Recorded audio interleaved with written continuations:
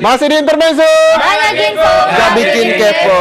Nah, kita sudah kedatangan Mbak Isna dari Jendela Jakarta ya Mbak Isna. Nah, Mbak Isna ini kan Jendela Jakarta terbentuk dari tahun 2011, 5 tahun berkecimpung untuk memberikan edukasi terhadap anak-anak di bawah umur begitu ya. Nah, apa sih Mbak ketika melihat kasus prostitusi gay begitu yang terjadi di anak di bawah umur? Apa edukasi apa yang diberikan dari Jendela Jakarta terhadap anak-anak di ibu kota Jakarta khususnya? Oke. Kalau melihat dari kasus tentang dia itu pasti sedih banget ya, karena anak-anak yang awalnya polos, karena pribadi anak-anak itu kan polos ya, terus dan dia udah. Boleh dipakai dulu Mbak Isna, terima kasih. Ya. Anggap aja kayak nyanyi Mbak Isna. Iya, jadi kalau perasaan aku pasti sedih banget ya, karena anak-anak yang pribadinya adalah polos, terus tiba-tiba dia mengikuti alur yang salah dan dijebloskan ke dalam prostitusi gay itu. Jadi pasti sedih banget. Dan untuk di komunitas Jendela sendiri ini, kita kan emang basicnya tentang edukasi anak-anak ya, untuk edukasi anak-anak menengah ke bawah gitu. Jadi programnya itu kita ada program pelajaran juga ada, program non pelajaran juga ada. Apakah ada seperti ya edukasi mengenai seks ini sendiri kepada anak-anak dari Jendela Anak? Kalau edukasi mengenai seks mungkin belum ada, tapi kita edukasi yang menjurus ke seks itu. Ke sana. Mungkin Pengajarnya dari mana aja Mbak Isna? kalau untuk pengajarnya kita bebas gitu. Jadi ada kadang dari mahasiswa psikologi mungkin yang datang. Jadi kan ngelihat psikologi anak-anak tuh kayak gimana sih, apalagi umur-umur yang rentan gitu. Oke. Mbak Lizzy, ini menjadi salah satu media begitu untuk memberikan edukasi terhadap anak-anak. Menurut Mbak Lizzy seperti apa? Apakah harus ada ilmu lebih banyak lagi? Banyak lagi, karena kenapa anak remaja itu kan banyak pikirannya yang negatif. Saya selalu bilang sama klien remaja saya ya, daripada jerawatan itu kan anak-anak daripada jerawatan. Pada jerawatan itu biasanya banyak energi gitu ya, libido yang hormonal gitu. Lebih baik apa produktif ya, renang, ikut ini, bikinnya dari pagi sampai sore, kalau udah bisa sampai rumah udah tidur gitu. Jadi ngasih Jadi udah nggak ngapa-ngapain ya. Gitu, jadi produktif. Iya, banyakin aktivitas karena kesendirian, kemurungan, kesendirian, kesepian. Iya, gini, ya, Itu, depresi. Itu biasanya bikin depresi. Main gadget di kamar gitu. Itu sih pasti ngerusak pikiran lah gitu. Main gadget di kamar yang ada makin banyak yang dibuka, makin Yes. banyak yang Dikunci kamarnya. Nggak tahu apa yang dibuka kan. Iya. Nah, kalau anak-anak yang join di komunitas Jendela Jakarta, apa sih masalah-masalah yang mereka sering cerita dengan Mbak Isna atau teman-teman pengajar di sana?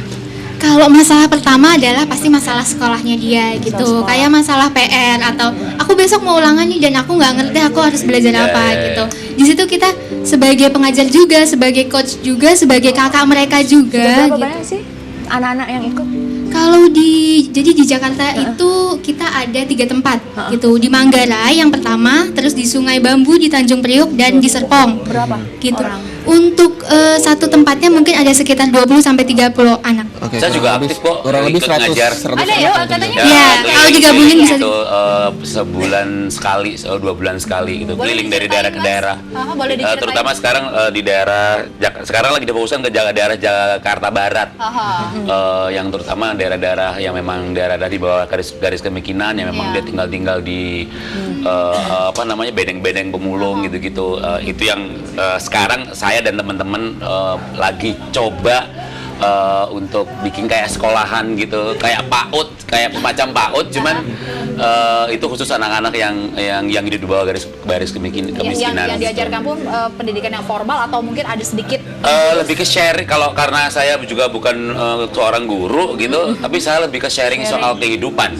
Misalnya gini kan, salah satunya adalah prostitusi itu kan jaringan yang terkoordinir ya gitu. Nah, dan itu biasanya kalau sudah jaringan besar, mereka punya yang namanya talent scouting, tukang pencari bakat. Kalau biasa transporting yang aku tahu lihatnya model kan? Iya kan, ini dia keliling ke daerah-daerah mencari Untuk mangsa. merekrut ya? Merekrut dari umur 10 tahun, 11 tahun. Oh, ini bibit unggul nih gitu loh. Tapi bahasanya talent scouting ya? Bahasa aku talent scouting, bahasa adalah pencari bakat untuk dijadiin untuk diceburin ke bisnis prostitusi gitu loh.